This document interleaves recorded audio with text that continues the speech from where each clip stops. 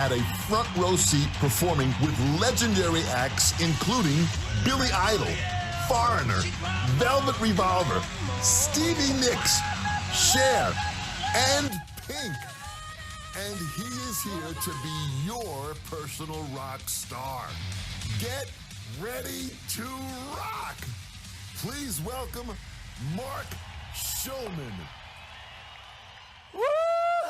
Hello, everybody. I am here to celebrate you, and nobody better to celebrate you than someone like me, because I will be your own personal rock star at your service. Now, I've worked intimately with some of the most successful and inspiring musical artists on the planet, many of whom I call my friends. But not only that, I have interviewed and continue to interview rock star performers in all industries, from CEOs and world-class athletes to experts in the areas of sales, technology, healthcare, finance, insurance, the entertainment industry. And I'm going to share with you what I call my greatest hits of information in the form of stories, performances, and business-relevant content that you can immediately use to supercharge your attitudes, behaviors, and output as we literally hack into the rock star attitude. But I have one question for you. Are you ready to rock? If you're ready to rock, say yeah. Oh, wait, I forgot. You're in front of your computers. You can simply type yeah into the chat screen. Either way, we are going to do this. Let's do it.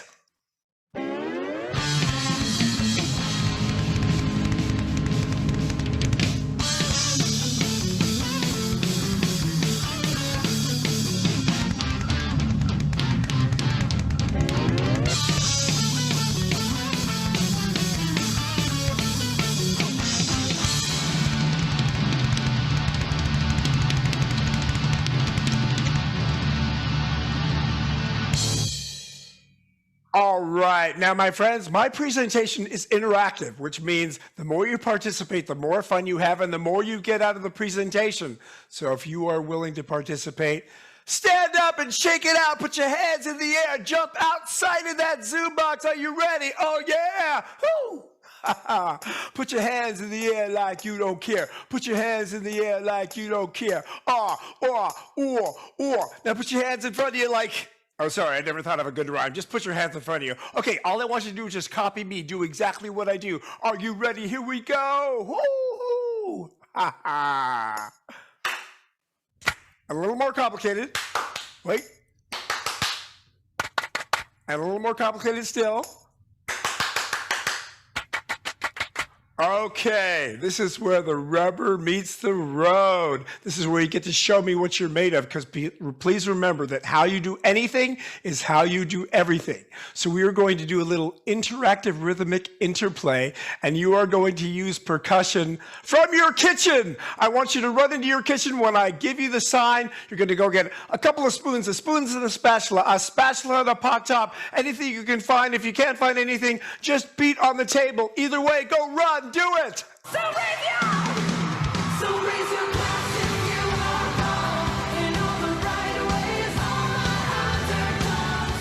We will never be anything but loud and nitty-gritty, dirty little freaks.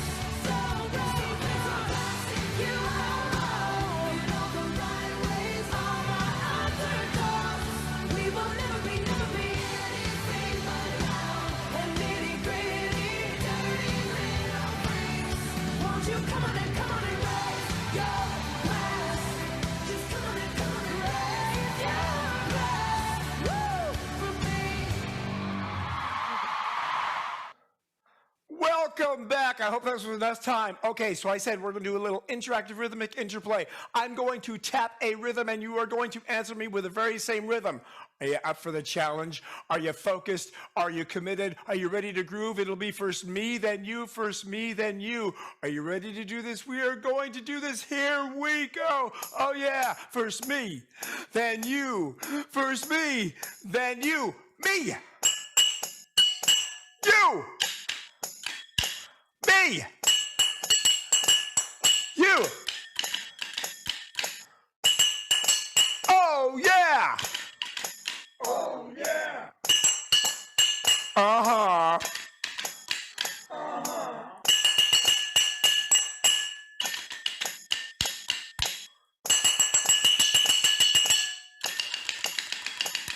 Okay, stop. Drop your utensils. Show me your hands. Okay, we're gonna do one last thing. Just imitate me. Here we go.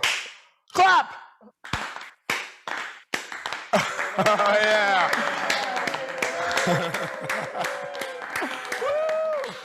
Give yourselves a hand, and a special thank you to Mark 6, my backup band, for keeping us together. Now, that was a performance.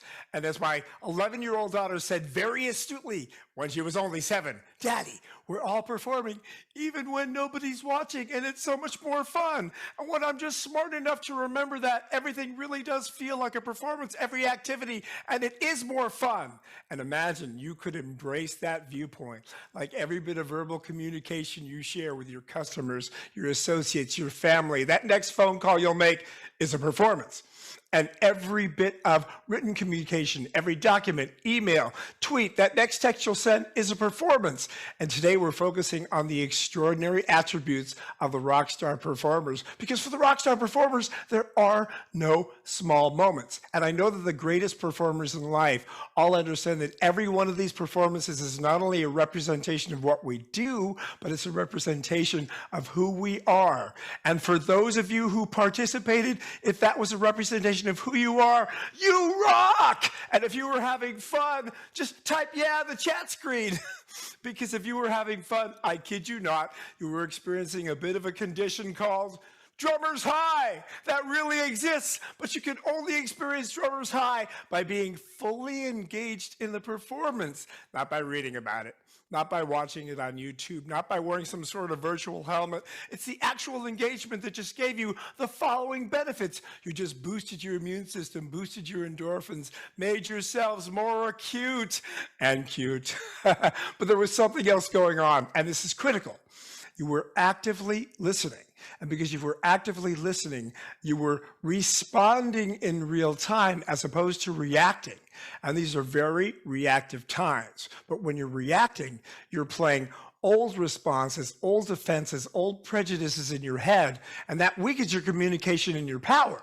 Whereas when you are responding, you are present, you are inventive, and that raises your communication and power, especially in this day and age when this practice of active listening is getting lost in the fabric of today's communication. And this really is the foundation for sustainable rock star performance. So I would love it if I could get your agreement in our very short period of time today that you will continue to actively listen. If I can get your agreement, type yeah in the chat screen. Okay, I'm going to test you right now. Show me your hands. Here we go. Woo! Oh, yeah. Oh, yeah. Okay, you can relax. Now, I told you I've worked with these incredible artists, many of whom are still on top of their game and many of whom have dwindled into obscurity. But I will tell you, after my darn near 30 years working with these incredible artists, the truly sustainable, happy, contemporary artists understand that it's not just about the performance, but it's about having the best time with each performance. And there are many clinical studies that prove the better time you're having with your performance, the higher level at which you perform, and everybody wins. Not to mention, in my industry, there is no secret. Rock stars love to party. I love to party. I bet a few of you love to party as well. But there is a new paradigm to the party. Even in the rock and roll industry, I call it partying version 2.0, and it's not in the substance consumption, it is in the mindset. And speaking of mindset, we did our last Pink tour in 2019, a record-breaking stadium tour, 30 to 100,000 people per night. It was extraordinary. As a matter of fact, she broke the world record for sales and attendance for 1 month, in the month of July. Excuse me, I'm talking about outgrossing Springsteen, the Stones, U2, even Ed Sheeran. And Ed Sheeran has no band, dancers, or singers, very low production costs. But years prior to that, we did our first stadium tour in Europe, and that was a wild ride. 1, 2, 3, 4.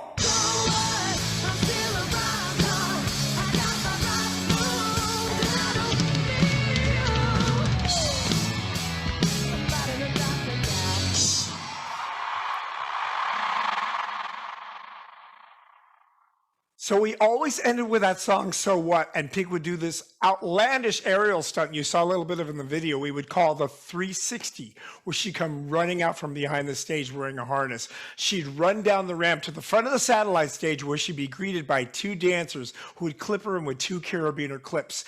And attached to each carabiner clip were two high-tension cables that would stretch across the entire audience.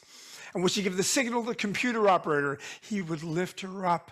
And she goes soaring across the audience, flips and turns and spins, speeds of up to 50 kilometers an hour, drops of up to 10 meters. And she'd always cruise around to the back of the audience. So yes, even the people in the cheap seats could see the sweat on her brow. And one night we were performing in Berlin, Germany, 50,000 people. These people were on fire. It was the loudest audience ever. And Pink was on fire. She ran down that runway full speed, ran right to the front of the satellite stage. They clipped her in with the carabiner clips. She immediately lifted her arm. But what she didn't realize is one of the carabiner clips had been turned upside down, and the dancer was struggling to get her clipped in and never got her clipped in. She was only clipped in on one side. And in the 2 seconds it took the computer operator to hit the kill switch, instead of getting lifted up over the audience, she got brutally and rapidly dragged across the satellite stage, across hot metal lighting cans. She got yanked off the side of the stage, 2-meter drop into what we call the pit, and pulled right up against the metal side rails. It was one of the most frightening moments of my life. And then that audience was dead silent. The band was dead silent. She was dead silent. I literally thought she was dead until I heard the sweetest sound. It was the sound of Pink cussing. If she was cussing, she was breathing, she was alive, she was angry. This was a great sign. But what happened next was totally unprecedented, because her husband, Kerry, had run down into the pit to help her. Well, he helped her all right. He helped her crawl back onto the stage. Only Pink, right? Battered, bruised, beaten. She crawled back onto the stage. The poor girl was trying to stand up. Kerry jumped on the stage to help her stand up. It looked like she'd broken her leg. Her foot was up. She was leaning on his shoulder, and she very feebly said to the audience, "Listen, everybody, I'm so sorry, but I think I'm too injured to perform the last song. But listen, I got to make it up to everybody. I'm willing to give you all your money back." With only one song left, and by that point, they'd brought a stretcher onto the stage. They hauled her off onto the stretcher. And that audience was raging even louder than before. And I looked in the eyes of some of the audience members. They had tears in their eyes. It actually brought tears to my eyes. I think we had this aggregate emotional response when we realized that could have been the moment that we thought we lost Pink. But that was also the moment I realized, wow, we know we cannot control what happens to us. But it is the grace with which we recover from disruption, from challenges, from life-threatening situations. And in spite of these challenges, our unyielding desire to provide what I call rock star communication in the form of service, in the form of solutions, that's what determines the future of our relationships with our clients, with our associates, with our families. That's what determines the future of our business. And listen, I understand your business, my business, our business, almost all businesses have been flipped upside down. We could never have predicted this. This was such a challenging time for sure. But I've done a lot of research, and I love to distill things down to their simplest core. And I've come to the conclusion that it's all about how we manage change. And there are one or two ways of managing change. You either embrace it or you resist it.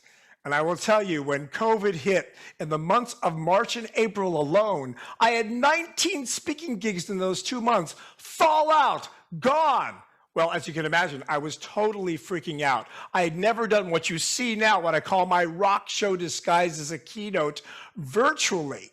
And I was so resisting it, telling myself I could never recreate everything that I do. And I was scared and I was anxious. And then a couple of days later, I woke up and I thought, what kind of pathetic story am I telling myself? And I embraced the change. I shifted my mindset. And as if by magic, all of a sudden I had all of these creative ideas. I became solutions oriented. I became goal fixated rather than barrier fixated. And I became so excited, I couldn't wait to start to put together my virtual experience. And I will tell you, I've had dozens of virtual experiences now with some very happy clients. So I want you to remember this story because you are still going to resist both professionally and personally. And I want you to, if you can just remember in that moment of resistance to stop and embrace whatever you're resisting, you'd be amazed at how creative and solutions driven you can become. But listen, I understand the fear. I embrace it totally. But I did some research on that. And I've come to find out that except for literally life-threatening situations, the chemistry in the body for fear and excitement are identical. I mean, think about it. The sweaty palms, the fast heart rate, the overactive mind. It's just our perception and our projection of this chemistry that determines our experience.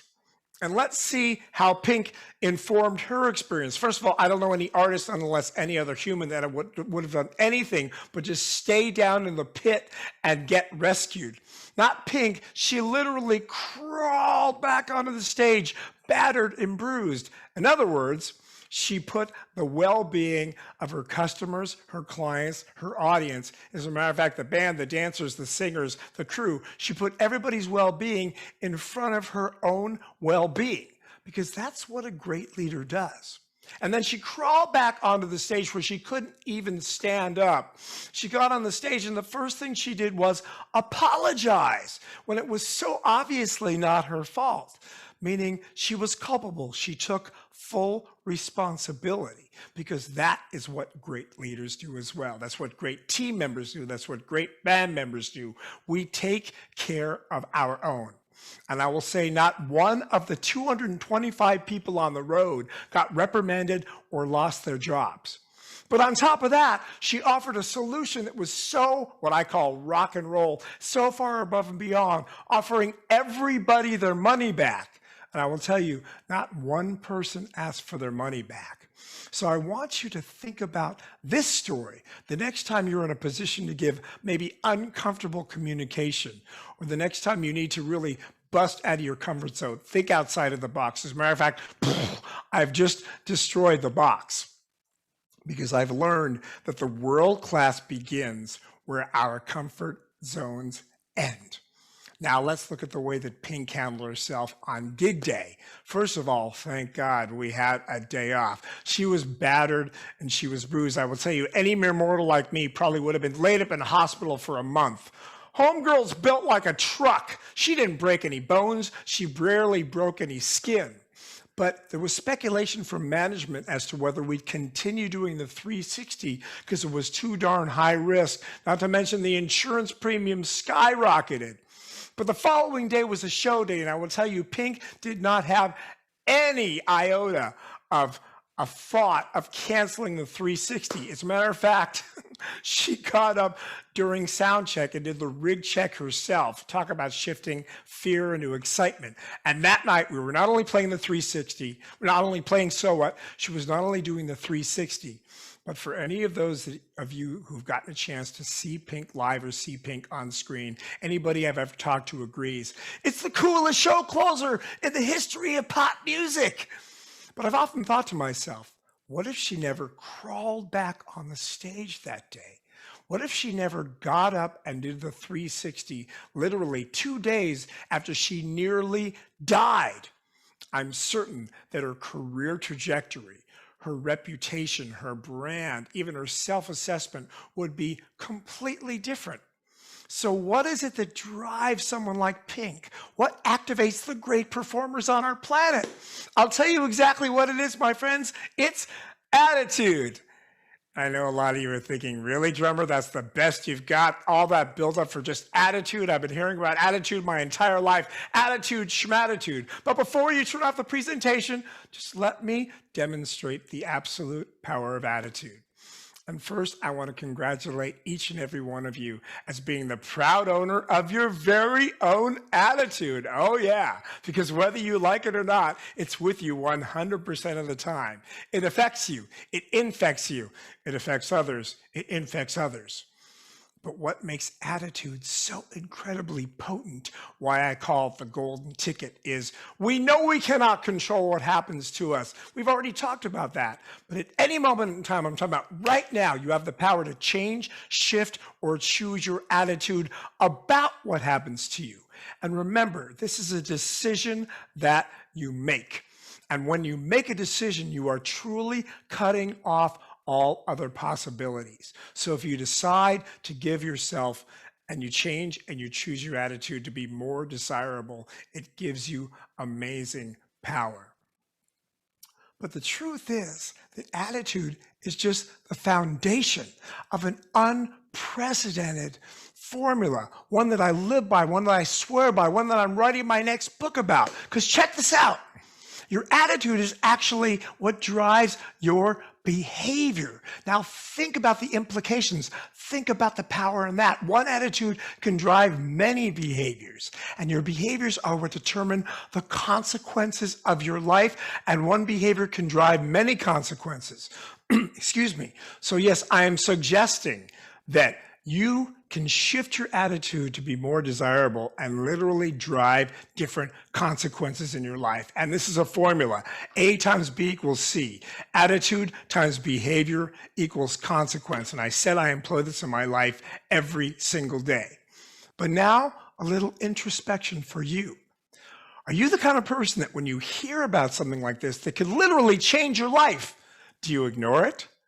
Are you interested? Are you committed? If you ignore it, well, you don't know what you're missing.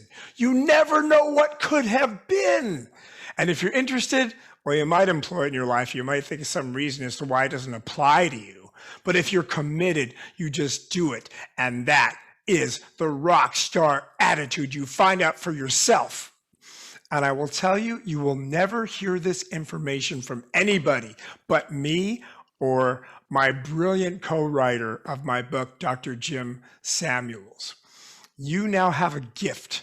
You understand the mechanism of attitude and how it can literally shape the outcomes of your life, which means you have the ability to impact and influence the attitudes, behaviors, and consequences of others. I'm talking about your family, your associates, your clients.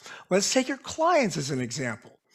Be aware that every decision your client makes is based on their attitude, not their behavior. Their attitude first, their attitude about you, about your brand, about themselves. And now let's look at their attitude about themselves, because you have the power to do your due diligence, to try even harder, to really understand your clients, to understand their fears, their hopes, what really drives them, what really motivates them, their families. And at that point, they are no longer customers and clients. They become relationships. And I am convinced that all of the success I've had in my life is based on the relationships that I've cultivated. And at that point, you put their well-being above and beyond your product and your service. And my personal mandate, I want to leave people and things better than when I found them. And you have the power to help them create attitudes, behaviors, and consequences they never imagined possible, that you never imagined possible. And the way that I see it now, after everything we've been to together on this planet, it is now P to P, personal to personal, person to person. It is all personal. My friends, thank you so much for listening. This was just a portion of my keynote. I'm so grateful. Please remember the power of A times B equals C, attitude times behavior equals consequence. As a gift to you, I'm now going to close with a very short pink medley, and then we're going to do a Q&A. Mwah! Big love to you all.